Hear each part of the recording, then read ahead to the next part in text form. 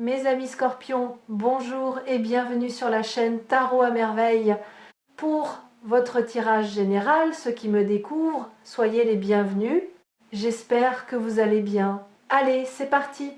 Tout secret a une durée de vie. Il naît dans le silence d'une décision, celle de ne pas dire, de ne pas montrer, de garder pour soi quelque chose qui appartient pourtant à deux personnes. Il grandit dans l'obscurité, nourri par la peur, par le calcul, par la conviction que certaines vérités sont trop lourdes, trop risquées, trop compliquées pour être mises en lumière. Et puis un jour, le secret atteint son point de rupture. La pression accumulée devient plus grande que la capacité à contenir. Et ce qui était gardé dans l'ombre cherche une issue vers la lumière. Ce jour-là, pour vous, est proche, très proche. Quelque chose que l'on vous a caché, quelque chose qui vous concernait directement, qui touchait à votre vie, à vos choix, à votre façon de comprendre une situation est sur le point d'être révélé.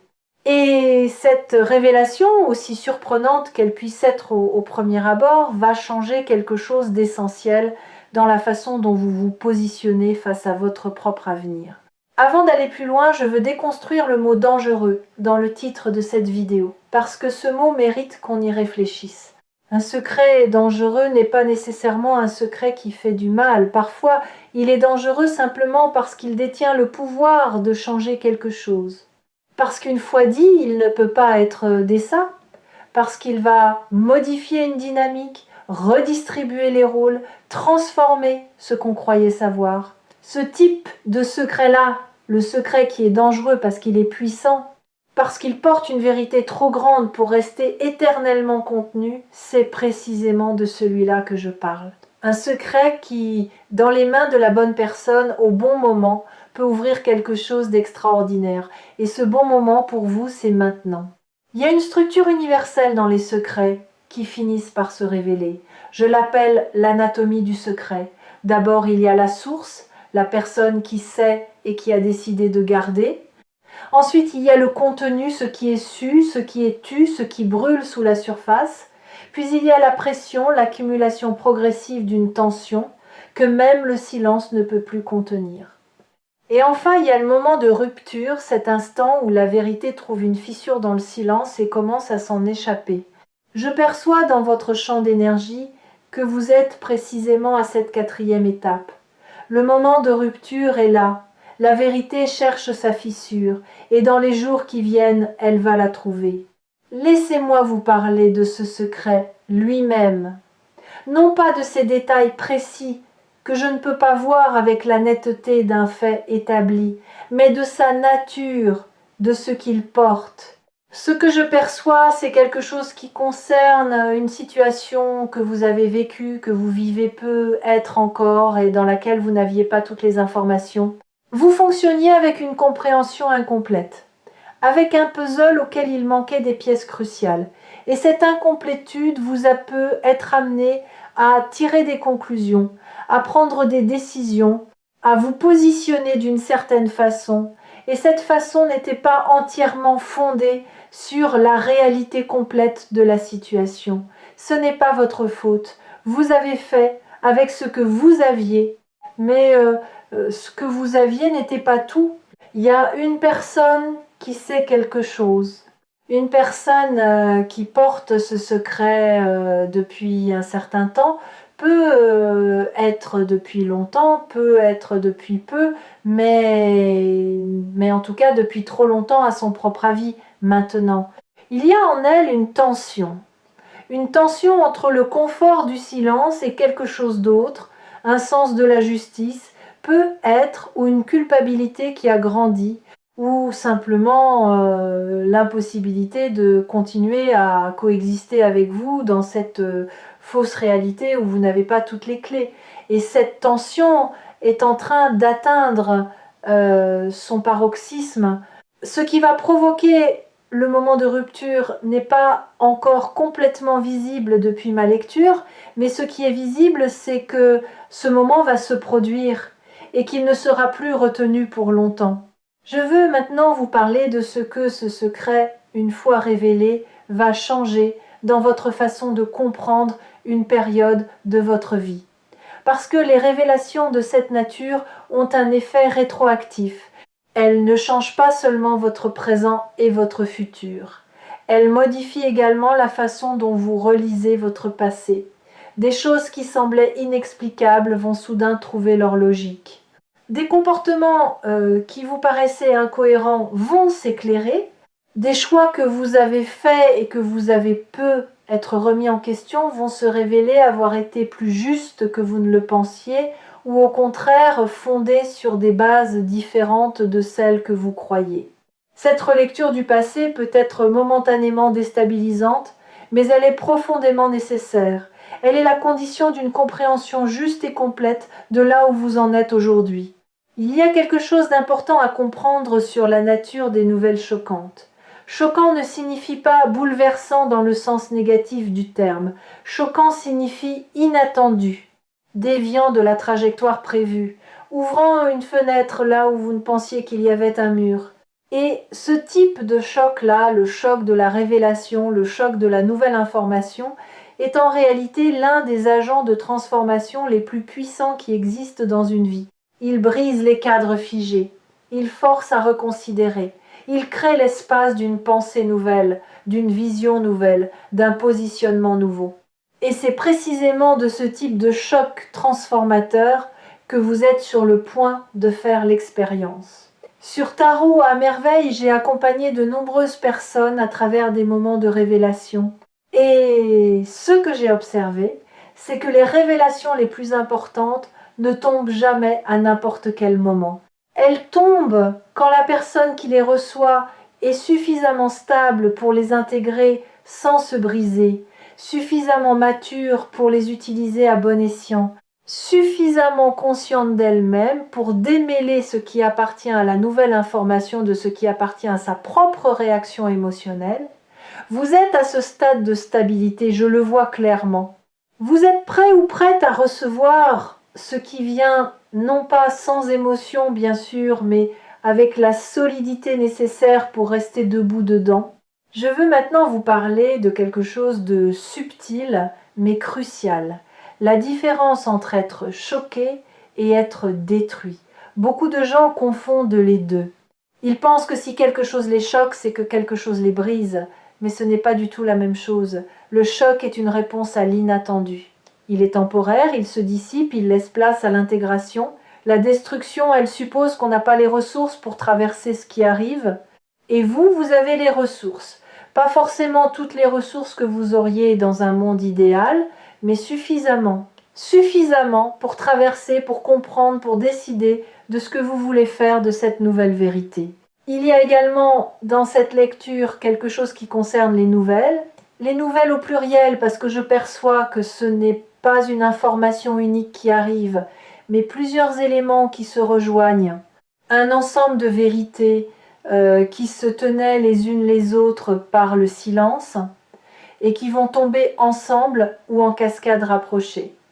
Chaque élément va éclairer les autres, chaque fragment va rendre les autres plus intelligibles. Et à la fin de ce processus qui ne durera pas éternellement, qui aura son propre rythme, vous aurez un tableau beaucoup plus complet de la réalité de votre situation.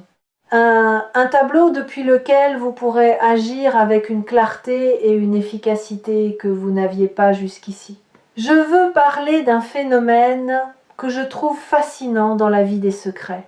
C'est le phénomène de la résonance. Parce qu'un secret ne reste jamais parfaitement inerte. Il irradie, il envoie des signaux dans l'espace même s'il n'est pas dit.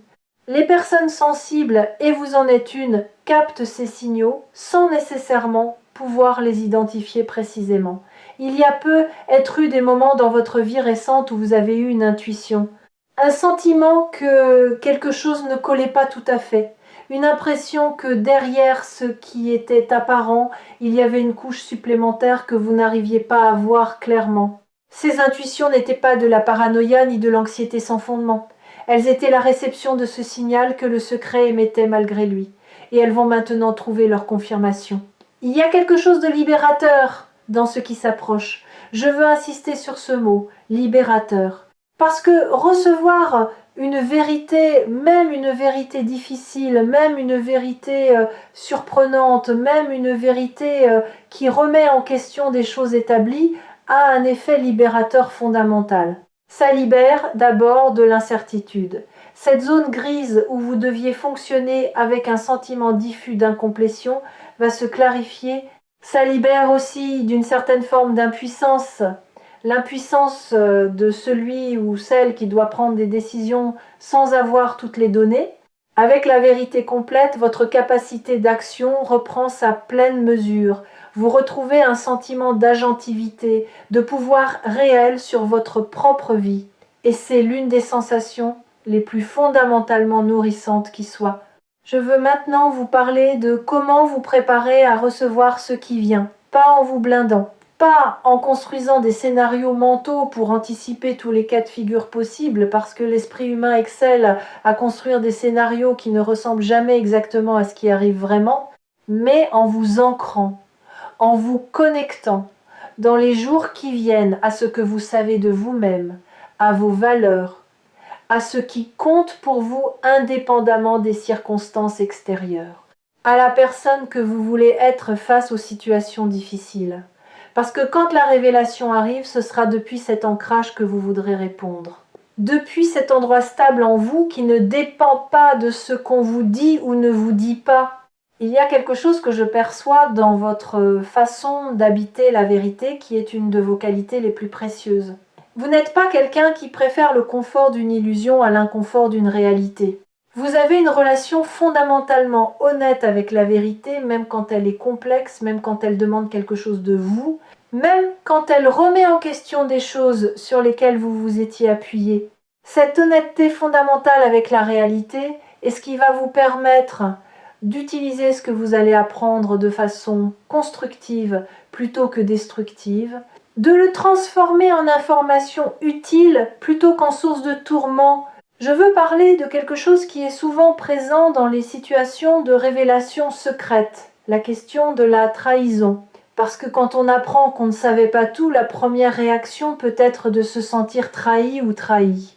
D'avoir l'impression qu'on a été manipulé, qu'on a été protégé de quelque chose contre son gré, qu'on a été privé d'une information qui lui revenait de droit, et cette réaction est compréhensible, elle est même légitime à certains égards. Mais je veux vous inviter à rester ouvert ou ouverte avant de conclure quoi que ce soit à la complexité des motivations humaines. Garder un secret n'est presque jamais aussi simple que de la malveillance pure. Il y a presque toujours une histoire derrière, une peur, une tentative maladroite de protection. Un calcul fait dans des circonstances qu'on ne peut pas juger sans les avoir comprises. Ce n'est pas une invitation à excuser l'inexcusable, c'est une invitation à comprendre avant de condamner. Il y a dans votre champ d'énergie quelque chose qui ressemble à une clarté à venir. Pas la clarté qui efface tout dans la blancheur aveuglante de la certitude, mais la clarté du matin après une nuit confuse, celle qui révèle les contours des choses avec une précision nouvelle, qui donne aux objets et aux situations leur forme réelle plutôt que les formes déformées que l'obscurité leur prêtait. Cette clarté-là qui arrive avec la révélation va vous permettre de voir votre situation telle qu'elle est vraiment. Et depuis cette vision juste, vous allez pouvoir prendre des décisions qui vous ressemblent vraiment. Des décisions alignées avec qui vous êtes profondément, et non plus avec qui vous pensiez devoir être dans une situation que vous ne compreniez pas entièrement. Il y a une beauté étrange dans les secrets qui se révèlent enfin, parce qu'ils contiennent toujours, en plus de leur contenu propre, une invitation implicite.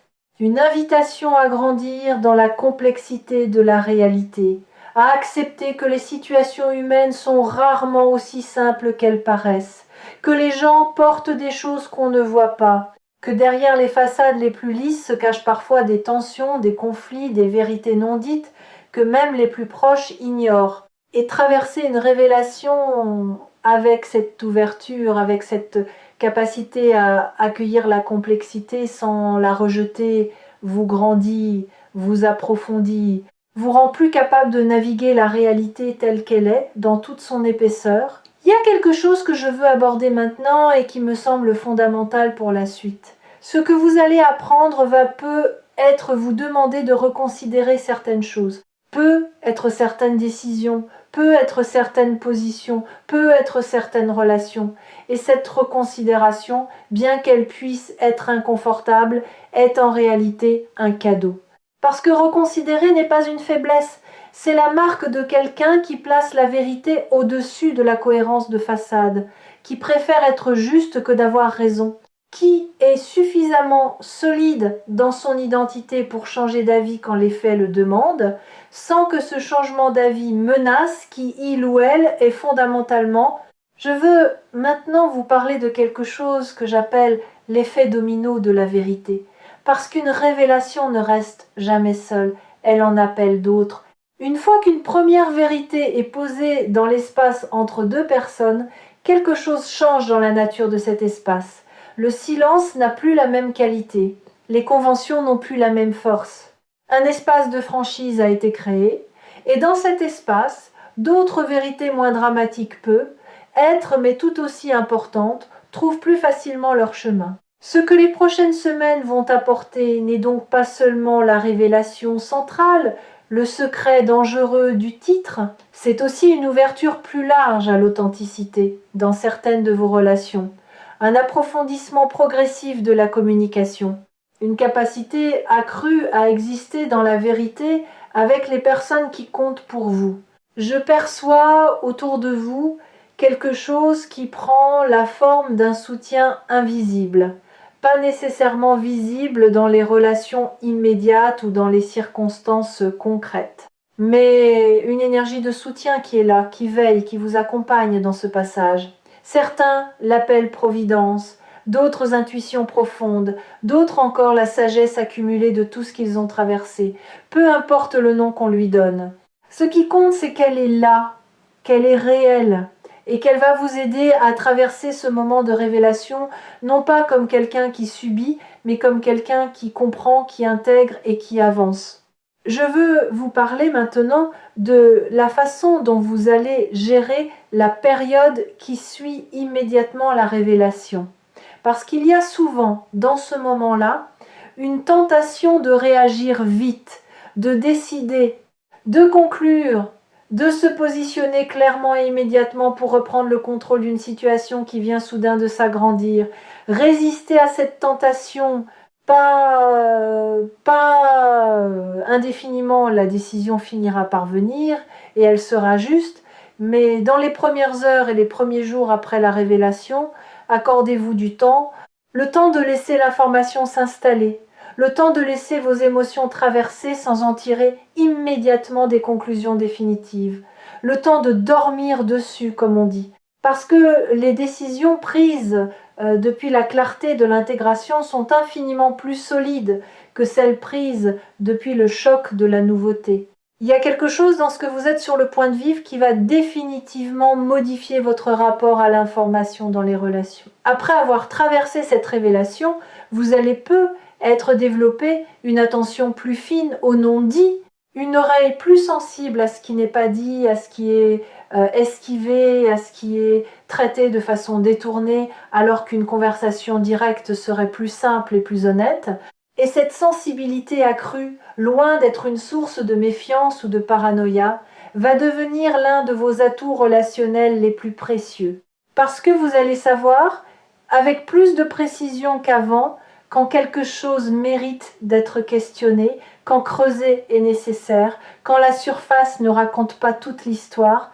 La chaîne Tarot à merveille vous accompagne depuis un moment dans la lecture de ces énergies. Et quelque chose que j'ai toujours voulu vous transmettre, c'est cette conviction fondamentale. Les révélations, aussi surprenantes soient-elles, appartiennent à ceux qui les reçoivent. Vous n'êtes pas la victime d'un secret révélé. Vous êtes la personne à qui la vérité revient de droit. Et avec cette vérité, vous allez construire quelque chose de plus solide, de plus réel, de plus aligné que ce qui existait avant. Parce que c'est toujours ce que fait la vérité pour ceux qui ont le courage de la recevoir et la sagesse de l'utiliser bien. Je veux terminer cette lecture avec quelque chose de concret que vous pouvez faire dès aujourd'hui, avant même que la révélation n'arrive. Prenez un moment de silence, un moment de vraie immobilité, et demandez-vous, qu'est-ce que je sais déjà, dans mes tripes, dans mon intuition la plus profonde sur ce qui peut être caché dans ma situation actuelle, pas pour vous angoisser, pas pour construire des scénarios catastrophes, mais pour reconnaître ce que votre corps et votre intuition ont peut être déjà perçu et que votre mind rationnel n'a pas encore intégré. Parce que cette voix intérieure, cette partie de vous qui capte les signaux subtils, qui ressent les tensions sous la surface, qui sait quand quelque chose n'est pas entièrement dit, mérite d'être entendu. Et ce qu'elle vous dit, elle vous le dit depuis longtemps, patiemment, en attendant que vous soyez prêt ou prête à l'écouter vraiment. Ce que les prochains jours apportent est réel. Ce qui va être révélé change quelque chose. Et vous êtes suffisamment fort ou forte, suffisamment sage, suffisamment ancré ou ancré dans qui vous êtes, pour traverser cela et en ressortir plus complet ou complète qu'avant. Non pas brisé ou brisé, non pas défait ou défaite, mais grandi ou grandi, avec une compréhension plus juste de votre réalité, avec une capacité accrue à naviguer la complexité humaine. Et avec cette qualité particulière qui appartient aux personnes qui ont regardé la vérité en face même quand elle était difficile et qui ont choisi d'en faire quelque chose de beau,